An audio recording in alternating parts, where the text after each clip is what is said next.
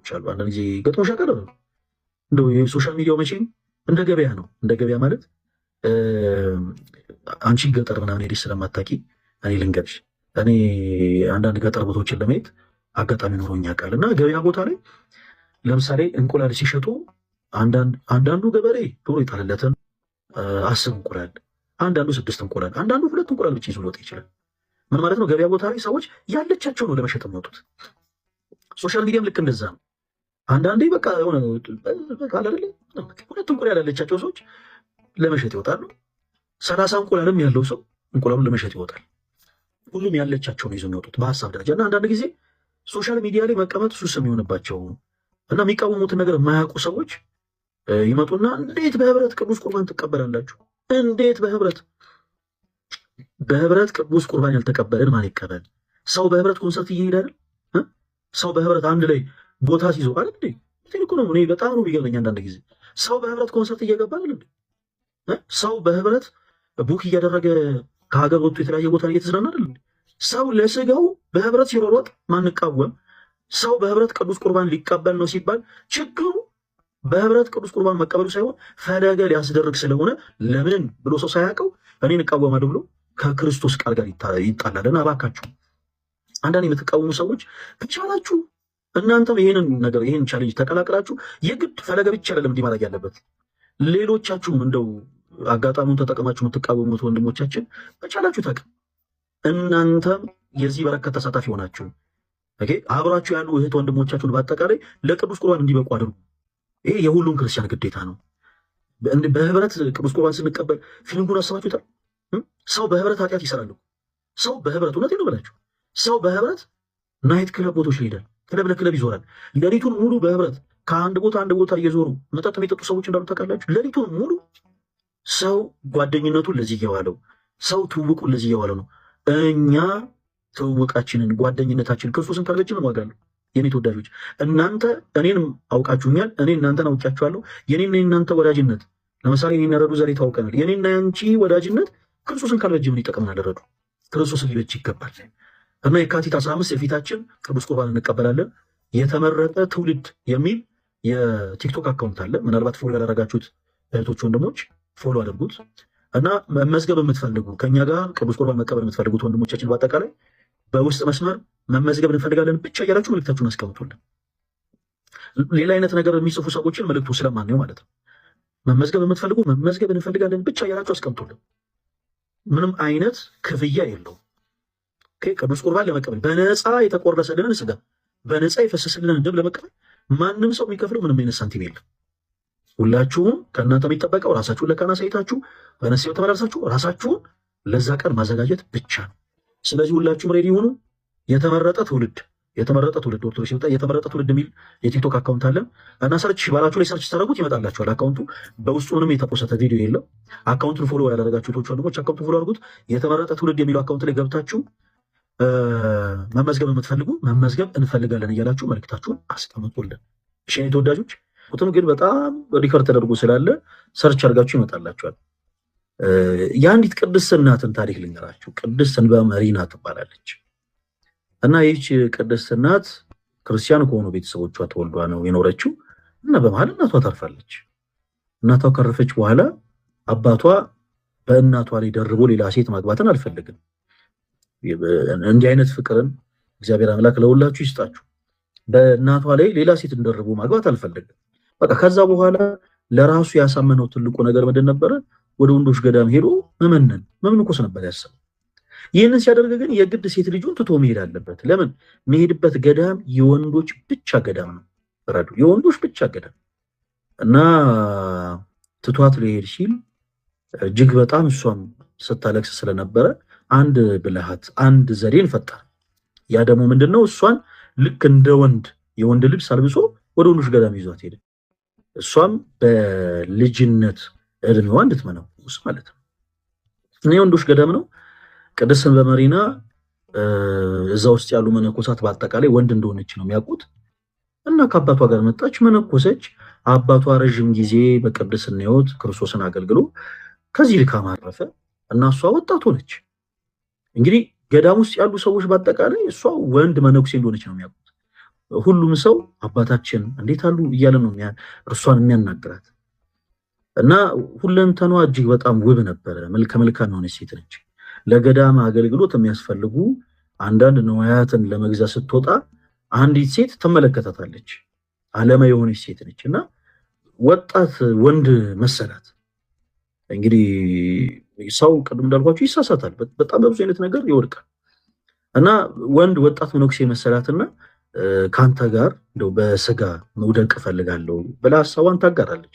ቅድስን በመሪጋና ግን አይሆንም ብላ ወደ ገዳሙ ትመለሳለች እና ያቺ ሴት በጣም በእልህ በቅናት መጥፎ ነገሮችን ታስብ ነበር። በስተመጨረሻ ያቺ ሴት ዘማዊ ነበረችና ከተለያዩ ሰዎች ጋር ስትወድቅ ባላሰበችው ሰዓት ትጸንሳለች። ጽንስ የሚባል ነገር አለ። ትጸንሳለች። ከጸነሰች በኋላ ቤተሰቦቿ ከማን ነው የጸነሽው ብለው ነፍሷን ባስጨነቋት ጊዜ ለበቀል ብላ አስባ ከዛ መነኩሴን የጸነስኩት ብላ ቅድስት በመሪና እንድትከሰስ በሰዎችም ደግሞ እንድትናቅ እንዲፈረድባት አደረገ። ይኸውልሽ እኔና አንቺ ረዱ በቃ ክርስቲያን የሆነው ክርስቶስን ለመምሰል ነው። ክርስቶስ ከሊጦስጥራ አደባባይ እስከ ቀራንዮ ድረስ ብዙ ሕማምን ሲቀበል ፍጥረቶቹ ሆነን ሳለን ማለት ነው ሁላችንን አላጠፋን። በፍቅሩ በምህረቱ በቸርነቱ መለሰን እንጂ ቅዱሳን አባቶቻችን ቅዱሳን እናቶቻችን ልክ የቅድስና ሕይወትን ሲጀምሩ ክርስቶስን ወደ መምሰል ነው የሚሸጋገሩት።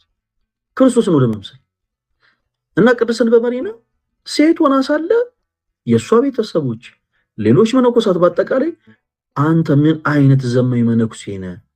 እንዴት ከሴት ጋር እንዲህ በስጋ ፍትወት ትወርቃለህ? ብለው ሁሉም ከሰሷት። በስተመጨረሻ እጅግ በጣም አዘነችና ቅጣት መቀጣት ይኖርበታል የመነኩሴ ተብሎ ምን ተፈረደበት? ከዚች ሴት ሕፃኑ ልጅ ሲወለድ ያንን ሕፃን ማሳደግ አለበት። አባት ስለሆነ እንግዲህ ኢማጂን ሴት እንደሆነች ያለ አባት ስለሆነ ያንን ሕፃን ማሳደግ አለበት ብለው ልጅ እንድትወልድ አምጥተው ለቅድስት በመሪና ሰጥቷት ከገዳም አባረሯት እና ከገዳም ወጥታ እሷ የቅድስና ሕይወቷ ሳይቋረጥ ክርስቶስ ኢየሱስን ማምለኳ ሳይቋረጥ በተጋድሎ በንጽህና እየኖረች ያንን ሕፃን ልጅ እንደምንም ታግላ አሳደገች። በስተመጨረሻ ያም ሕፃን ልጅ ያደግና የምንኩስና ሕይወትን ይጀምራል። እሷን ያገለግላል። ከረጅም ጊዜ በኋላ ከረጅም ተጋድሎ በኋላ ረዱ ቅድስት በመሪና ከዚህ ዓለም ድካም እሷም ወደ ማይጸየፋት ወደ ሚናፍቃት ጌታዋ ወደ ክርስቶስ ኢየሱስ ትሄዳለች። በዚህ ጊዜ ስርዓት አለ። ያው ሰው ሲሞት ሲገነዝ እንደምታውቀው በቤተክርስቲያናችን ስርዓት አለ። ረዱ ምዕመናን የሆኑ ሰዎች የሚገነዙት ስርዓት አለ። ካህናት ሲሆኑ ስርዓት አለ ራሱን የቻለ፣ መነኮሳት ሲሆኑ ራሱን የቻለ ስርዓት አለ እና መነኮሳቱ በአጠቃላይ ምንም ቢሆን ይሄ ሰው በወጣትነቱ ዘማዊ ሆኖ ኃጢአት ቢሰራም ምንም ማድረግ አይቻልም፣ መነኩሴ ስለሆነ ያው እኛ መነኮሳት እንገንዘዋለን ብለው ወደ ገዳም አምጥተው ልብሱን አወላልቀው አጥበው ሊገንዙ ሲሉ ሲመለከቱ እጅግ በጣም ደነገጡ። ለካ ረዥም ዓመት እዛ ገዳም ውስጥ ሲንቁት፣ ሲያንቋሽሹት፣ ኃጢአተኛ፣ በደለኛ፣ ዘማዊ እያሉ ሲያንጓጥጡት የኖሩት ወንድ ነው ሲሉት የኖሩት ያ መነኩሴ ሴት ነበረች ቅድስት በመሪና እና ሁሉ መነኮሳት አለቀሱ። ሳያውቁት ማለት አይሽ መፍረድ ትልቅ ኃጢአት ነው። ሳያውቁ በስሜተኝነት ተነሳስተው ንጹህ በሆነችው በዚህ ቅድስት እናት ላይ ለመፍረድ መቻኮላቸውን አስበው ተመልክተው ሁሉ እንደው ጌታ ክርስቶስ ይቅር ይላቸው አብዝቶ አለቀሱ። የክርስትና ትልቁ ዓላማ አሁን የዚህችን ቅድስና ታሪክ ያነሳነው ትልቁ ነገር ምንድነው መሰለሽ? ሰዎች ኃጢአተኛ በደለኛ እንኳን ቢሆኑ እነዛን ሰዎች በኃጢአታቸው በበደላቸው ልናንጓጥጣቸው ልንፈርድባቸው አይገባም። ነገር ግን ካሉበት ኃጢአት ካሉበት ልምምድ ደግሞ ወደ ክርስቶስ ፍቅር ወደሚደነቀው ብርሃን እንዲሸጋገሩ ደግሞ የራሳችን አስተዋጽኦ ማበረከት ይኖርብናል። ረዱ እሺ፣ ቅዱስ ሚካኤልን ወደዋለሁ ብለሽ ነበረ ስንጀምር። ቅዱስ ሚካኤል ያማልዳል የሚል የመጽሐፍ ቅዱስ ጥቅስ አለ፣ ታውቂያለሽ? ረዳይ ነው የሚልስ ጥቅስ አንብበሽ ታውቂያለሽ? ምንድን እንደው ረዳት ነው፣ ረዳይ ነው፣ እኛን የሚረዳ መልአክ ነው የሚል ጥቅስ አንብበሽ ታውቂያለሽ? ቅዱስ ሚካኤል ረዳት ነው። ያ እሺ ምን ላይ ነው ያነበብሽው? እስቲ ናይ ጀስት ይባላል ቅዱስ ሚካኤል ረዳኝ ይባላል። አንብቤ አዋለ እንላለን ነው። ላነሳልሽ የፈለግኩት ምንድን ነው መሰለሽ ረዱ፣ ልክ እንደ አንቺ በጣም ብዙ ሰዎችም መልሳቸው ተመሳሳይ ነው። እንደው እሱ መልአኩ ቅዱስ ሚካኤልን ብቻ ሳይሆን የጌታችን እናት ድንግል ማርያምንም ጭምር እንደው እርሷ አማላጅ ናት ወይ ሲባል የእያንዳንዱን ክርስቲያን ምላሽ ለአንቺ መንገር አያስፈልግም። አዎ ታማልዳለች። ድንግል ማርያም ታማልዳለች ወይ ሲባል አዎ ታማልዳለች ነው የሁላችንም መልስ። የጭንቅ አማላጅ ነች ወይ ስንል አዎ እርሷ የጭንቅ አማላጅ ነች ብለን እንመለሳለን። እስቲ መጽሐፍ ቅዱስ ላይ ጥቅስ አምጡ ስንባል ግን ብዙዎቻችን በእርግጥ ያው መጽሐፍ ቅዱስን ስለማናነብ ለጊዜው ጥቅስ መስጠት ሊያቀተን ይችላል። ግን በድንግል ማርያም ምልጃ የዳነ ቁስላችንን ገልጠን ማሳየት እንችላለን። በቅዱስ ሚካኤል ተራዳይነት ያለፍናቸውን ፈተናዎች ቆመን መመስከር ግን እንችላለን። አይደል ረዱ? አይደል?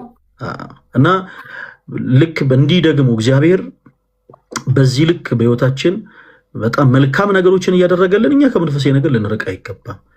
እና በቻልሽው አቅም አንቺም በየትኛውም ሰዓት እንደው እኛ እንኳን ድንገት ረስተን እንደው ከሶሻል ሚዲያ እንኳን እንደው ጠፈት ብንል ምንም አይነት ጥያቄዎች ቢኖሩሽ ምንም አይነት ማንሳት የምትፈልጊያቸው ማማከር የምትፈልጊያቸው ነገሮች ካሉ በውስጥ መልእክት ጻፊልን።